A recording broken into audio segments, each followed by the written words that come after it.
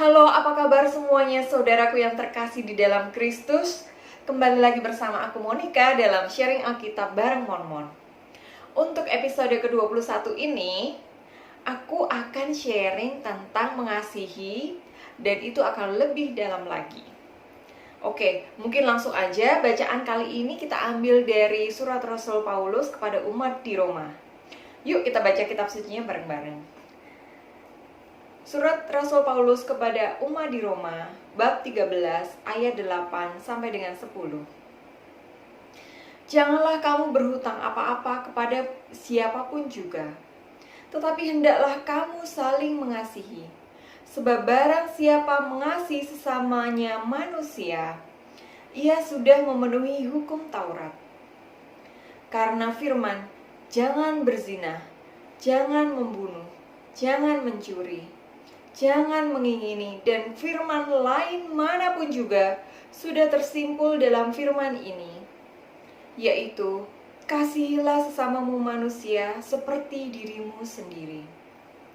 Kasih tidak berbuat jahat terhadap sesama manusia, karena itu kasih adalah kegenapan hukum Taurat. Demikianlah sabda Tuhan. Syukur kepada Allah. Oke saudaraku, bacaan tentang mengasihi ini tentunya sering kita dengar di gereja dari kita zaman masih kecil sampai sekarang, bahkan kita sampai kayak hafal di luar kepala. Kasihilah sesama manusia, kasihilah musuhmu, dan berdoalah bagi siapapun yang menganiaya kamu. Ini sering kita dengar. Tapi pertanyaannya, apa kita benar-benar menerapkannya dalam kehidupan sehari-hari? Soal mengasihi itu kayaknya mudah. Ya udah, orang tuaku, kakak adikku, pasanganku, aku mengasihi mereka. Sepertinya mudah sekali kita bilang I love you, aku cinta kamu. Itu mudah sekali dalam berbagai bahasa, itu mudah sekali kita ucapkan di bibir kita. Tapi permasalahannya, apakah kata-kata aku mengasihi kamu saudaraku itu benar-benar terucap dari dalam hati kita atau hanya di mulut? Mengucapkan I love you itu sangat mudah, bentuk kiasanya juga sangat banyak. Tapi saat kita dihadapkan pada orang yang tidak menyukai kita, yang membenci kita, yang menghina kita, yang meledek kita hobinya, ataupun menjerumuskan kita dalam kesalahan, memfitnah kita, mencelakai kita, menyakiti kita baik secara emosional maupun secara fisik, apakah kita masih tetap bisa mengasihi mereka? Tuhan tidak berkata kasihilah orang yang mengasihi kamu. Tidak seperti itu saudaraku. Dalam berbagai ayat manapun, Tuhan menginginkan kita mengasihi sesama kita manusia. Dan disebutkan di sini kasih adalah kegenapan dari hukum Taurat. Kenapa? Kalau misalnya kita ingat balik lagi ke hukum Tauratnya Musa, dari zaman Nabi Musa itu ada 10 perintah Allah. Di antara lain adalah mengutamakan Tuhan, menghormati orang tua, jangan berzina, jangan membunuh, jangan mencuri, jangan mengingini milik sesamamu manusia. Itu semua ada di dalam 10 perintah Allah. Dan mungkin kita berpikir, gimana ya caranya biar aku bisa ikut, bisa sesuai 10 perintah Allah itu? Kayaknya kayak jangan mau bunuh, aku gak pernah mau bunuh. Jangan berzina, ya gimana ya, aku kadang-kadang suka nonton film porno. Jangan mencuri, ya dikit-dikit lah, gak apa-apa lah, pinjam barang orang gak usah ngomong. Jangan mengingini milik samamu, aduh gimana ya, tapi pasangan orang lain kayaknya lebih bagus dari pasanganku. Mungkin ada pikiran seperti itu di dalam pikiran kita, dalam kepala kita, dalam hati kita. Mungkin ada keinginan kita untuk bersaksi dusta atau memfitnah atau ngomongin orang di belakang. Mungkin ada keinginan semacam itu di dalam diri kita yang kadang-kadang tidak bisa dikontrol gitu, tiba-tiba keluar aja. Orangnya aneh banget deh. Ih, norak amat sih orang. Ih, enggak deh kayak gitu, enggak gitu. Mungkin ada yang berpikir seperti itu di antara kita. Bahkan kadang-kadang pikiran itu terlontar begitu saja. Tapi Tuhan di sini mengingatkan kita, saudaraku. Kasihilah sesamamu, dan ini adalah kegenapan dari hukum Taurat. Karena jika kita benar-benar mengasihi sesama kita manusia, saudaraku, kita mau ngomongin orang mikir-mikir, orangnya memang nggak sempurna, saudaraku. Tidak ada orang di dunia ini yang sempurna, yang segala perilakunya itu benar-benar indah, bagus, dan sesuai dengan apa yang kita mau. Itu nggak mungkin, saudaraku. Dan kadang-kadang pemikiran yang nyinyir mungkin juga terlontar dari pikiran kita, dan itu tanpa sadar keluar dari pikiran kita. Kalau mengingat hal itu, ada keinginan untuk nyinyir sama orang, kembali lagi, saudaraku, ingatlah ke hukum yang paling terutama yang diungkapkan oleh Tuhan Yesus, yang diajarkan oleh Tuhan Yesus kepada kita, dan itu sering kita dengar di dalam ibadah gereja hampir setiap minggunya. Kasihilah sesamamu. Jika kita benar-benar mengasihi sosok yang mungkin tidak pernah kita sukai, kita tidak akan membicarakan hal yang buruk tentang dia. Kita tidak mungkin akan berlaku buruk pada dia. Misalnya, ada orang lain yang dia mungkin suka memfitnah kita, dan kita dengar itu dari teman yang lain juga, atau dari kenalan yang lain juga, bahwa orang itu hobinya memfitnah. Kalau kita tidak punya rasa mengasihi, dengar bahwa dia memfitnah kita, mungkin langsung otomatis kita naik darah, emosi, dan pengen membalas dia, atau pengen datengin dia, maki-maki dia sepuas hati sampai dia benar-benar takluk sama kita dan takut sama kita. Mungkin ada banyak keinginan seperti itu di dalam hati kita, saudaraku. Karena ada orang berbuat salah pada kita. Tapi jika kita benar-benar menerapkan ajaran Tuhan kita Yesus Kristus, kasihilah sesamamu.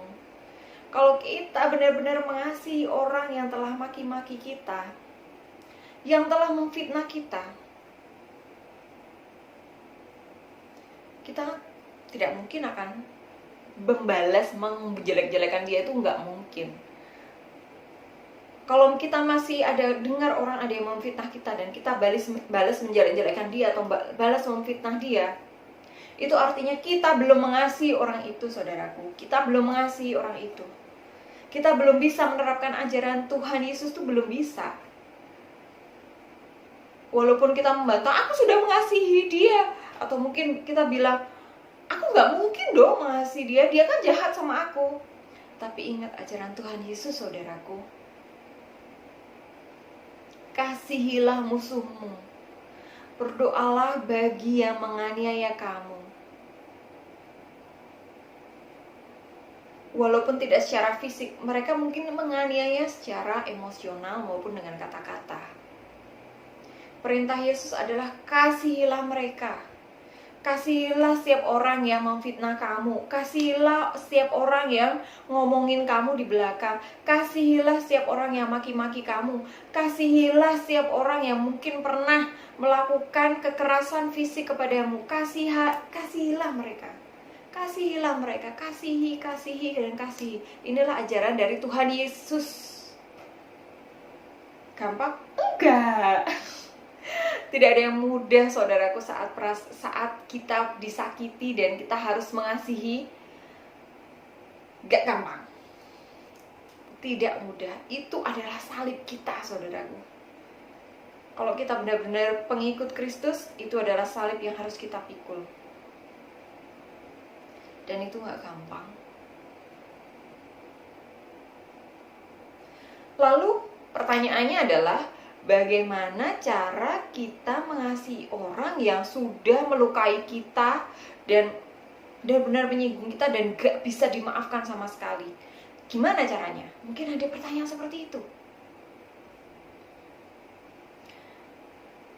Mungkin ada banyak di antara kita yang berusaha mengasihi, tapi gak bisa, ini lukanya terlalu dalam. Aku gak bisa ngasihin dia, gitu. Aku gak bisa ngampuni dia. Walaupun salah satu jurus untuk mengasihi dengan tulus adalah dengan pengampunan. Terkadang sulit sekali saudaraku kalau kita mengampuni orang lain yang benar-benar melukai kita. Tapi ingat doa Bapa kami. Ampunilah dosa kami seperti kami mengampuni orang yang bersalah kepada kami. Ingat doa Bapa kami, saudaraku.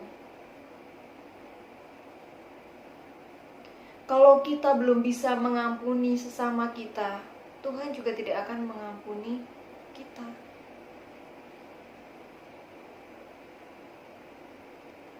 Terus bagaimana caranya mengampuni kalau misalnya aku hari ini mengampuni orang itu udah satu kali karena dia berbuat dosa satu kali sama aku.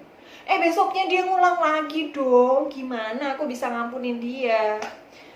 Mungkin ada yang berpikiran seperti itu, saudaraku. Ada orang yang sudah kita ampuni, sudah kita maafkan hari ini, besoknya dia ngulang lagi. Dia hobinya ngomongin orang, gak bisa hilang.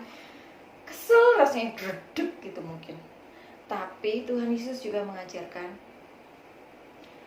ampunilah 70 kali 7 kali. Kita sering mendengar dalam tradisi Yahudi, angka 7 itu adalah angka yang tertinggi. Itu adalah bukan berarti dalam sepanjang hidup kita mengampuni itu 70 kali 7 kali dan itu kita hitung beneran, kita hitung. Kalau misalnya kita udah ampunin dia selama 490 kali, berarti udah dong aku boleh marah sama dia dong, karena dia udah membuatku kesal selama 490 hari misalnya. Tidak seperti itu, saudaraku, tidak seperti itu. Kalau kita benar-benar mengampuni sesama kita, pengampunan itu tidak akan pernah ada habisnya. Setiap kali dia berbuat salah, ampuni. Setiap kali, bahkan yang sering menyakiti kita itu orang-orang terdekat kita. Mungkin anak-anak kita, kakak adik kita, orang tua kita, pasangan kita, ataupun orang-orang terdekat seperti teman-teman di kuliahan atau di kantor, ataupun mungkin tetangga kita, atau mungkin teman-teman sahabat kita yang sering menyakiti kita. Ampuni mereka, saudaraku, ampunilah mereka. Dan pengampunan itu perlu dari hati yang tulus. Pertanyaannya adalah bagaimana cara kita benar-benar belajar untuk bisa mengampuni sementara mereka menyakiti hati kita begitu, atau menyakiti fisik kita begitu dalam. Kita tidak akan bisa mengampuni mereka dengan kekuatan kita sendiri, dengan kita masih bisa mengandalkan pikiran kita. Artinya begini, kita belum bisa mengampuni seseorang kalau kita masih mengingat-ingat kesalahan dia. Kita tidak akan pernah bisa mengampuni dia. Tapi saudaraku, mungkin peristiwa hal yang membuat kita tersakiti, yang secara fisik atau mental, oleh orang-orang yang menyakiti kita, itu susah sekali dilepaskan dari ingatan. Kalau begitu prinsipnya adalah jangan mengingat-ingat. Ingat cukup, tapi jangan mengingat-ingat. Ingat dan mengingat-ingat itu beda. Kalau mengingat-ingat itu artinya kita tetap ingat terus sama kesalahan orang itu. Tapi kalau cuma kita ingat, oh dia pernah salah, oke, itu cuma sekali aja, dan kita bilang kita sudah mengampuni orang itu, kita sudah mengampuni. Tapi kalau dia berbuat salah dan kita ingat dia pernah salah sama aku, dia pernah salah sama aku, sampai kapanpun kita tidak akan pernah bisa mengampuni orang itu, saudaraku. Terus apa yang harus dilakukan? Mengampuni itu susah. Mengasihi sesama yang sudah melakukan kesalahan sama kita itu susah. Terus gimana caranya? Kita harus mengandalkan kuasa Roh Kudus, saudaraku, saat kita ingin mengampuni sesama kita. Dalam setiap doa kita, entah itu doa pagi, doa malam, saat teduh, ataupun di sela-sela baca kitab suci, ataupun saat di gereja dan kita masih ada persoalan dengan di hati kita terhadap sesama kita, luangkan waktu sejenak berbicara kepada Bapa kita di surga. Bapa di surga, Engkau telah mengajarkan kasih kepadaku dan Engkau telah memerintahkan aku untuk mengasihi sesamaku. Oleh karena itu ya Bapa, mohon pimpinan kuasa Roh Kudus-Mu. Ajarilah aku mengasihi. Ajarilah aku untuk mengasihi sesamaku. Sebutkan namanya. Tuhan, di dalam nama Yesus, aku mengampuni orang itu, orang yang telah berbuat salah terhadap aku. Dengan tulus hati, aku mengampuni dia. Dengan kuasa Roh Kudus-Mu, aku mendoakan dia. Dengan kuasa Roh Kudus-Mu, aku mengasihi dia. Tuhan, aku mengampuni dia. Tuhan, aku mengasihi dia. Tuhan, aku ingin melaksanakan firman-Mu dengan segenap hatiku, kekuatanku, dan pikiranku. Aku mengasihi dia, aku mengampuni dia. Di dalam nama Yesus. Amin. Itulah doa cara kita mendoakan orang lain yang telah mengampuni kita. Kalau misalnya kita belum bisa mengampuni dia, gimana gitu? Dia tiap hari bikin kesel. Lakukan doa itu tiap hari. Mohon pimpinan Roh Kudus agar kita mampu mengasihi dia dan mengampuni dia. Dan di dalam kitab ini, dalam surat Rasul Paulus ini disebutkan, kasihilah sesama manusia seperti dirimu sendiri. Artinya, kita harus mengasihi diri kita dulu sebelum kita mengasihi sesama kita. Mungkin banyak yang bilang gini ya, aku udah mengasihi diriku sendiri kok, bener. Tapi kadang-kadang kita udah mengaku mengasihi diri kita sendiri, tapi kita masih suka nyalahin diri kita sendiri. Nah, itu nggak benar. Itu artinya kita belum bisa mengasihi diri kita dengan begitu sungguh. Kita mengaku kita mengasihi diri kita. Aku udah mengasihi diriku, tapi hidup kita berantakan, males banget, mager, rebahan, apalagi di situasi yang masih pandemi corona seperti ini, nggak ada kuliah, nggak ada sekolah, nggak ada kerja ke kantor, semua dilakukan di rumah, jadi makhluk rebahan. Nah, itu juga belum bisa mengasihi diri kita sendiri. Karena apa? Kita belum bisa benar-benar memberikan perhatian pada diri kita, mengembangkan diri kita secara maksimal meskipun kita hanya di rumah. Mengasihi diri sendiri kadang-kadang kita lupakan, saudaraku. Kadang-kadang kita merelakan kebahagiaan kita hanya demi membahagiakan orang lain. Mungkin di satu sisi itu benar, kita melupakan ego kita, tapi melupakan ego kita dan kita sendiri merasa tersiksa itu sangat tidak menyenangkan, saudara. Caranya bagaimana agar kita bisa ikhlas dalam memberikan segala sesuatu, memberikan kasih kita kepada orang lain adalah dengan membuat kita bahagia terlebih dulu, dengan menyadari bahwa kita mengasihi diri kita terlebih dulu. Kita mengasihi diri kita, kita mengasihi semua yang di sekeliling kita, semua apa yang kita miliki. Caranya mengasihi diri sendiri adalah mengucap syukur. Mengucap syukur di pagi hari bahwa kita masih diberikan anugerah oleh Tuhan. Kita masih bisa bernafas, kita masih bisa beraktivitas dengan sehat, tidak terbaring sakit. Kita masih bisa menonton TV, bermain game, ataupun ngobrol dengan orang-orang di sekeliling kita. Kita syukuri setiap hal sederhana dalam diri kita yang terjadi dalam diri kita sehari-hari. Kita bersyukur dan kita akan mengasihi diri kita, kita juga akan mengasihi Tuhan yang telah memberikan kehidupan pada kita. Oleh karena itu, saudara-saudaraku yang terkasih, mari kita mulai dari sejak hari ini, kita mengasihi Tuhan dengan lebih sungguh.